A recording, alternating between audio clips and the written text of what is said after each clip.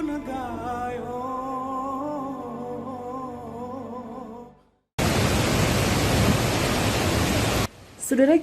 hujan deras yang mengguyur Kabupaten Aceh Selatan pada Kamis 1 September 2022 menyebabkan terjadinya banjir di beberapa kecamatan. Hujan deras disertai angin kencang melanda Aceh Selatan sejak pagi hari.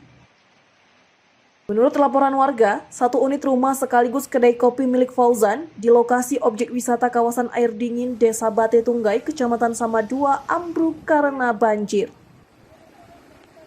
Cuaca ekstrim tersebut mengakibatkan debit air sungai meluap dan mengalir deras. Subhan, warga Samadua mengungkapkan banjir yang terjadi di Kecamatan Samadua menggenangi beberapa desa. Bahkan, menggenangi hingga badan jalan nasional di Desa Gadang Kasik Putih, Kecamatan Samadua hingga terjadi kemacetan. Warga mengaku, banjir seperti ini belum pernah terjadi sebelumnya di kawasan air dingin Desa Bate Tunggai, Kecamatan Samadua. Warga mengaku banjir seperti ini belum pernah terjadi sebelumnya di kawasan air dingin Desa Bate Tunggai, Kecamatan Samadua.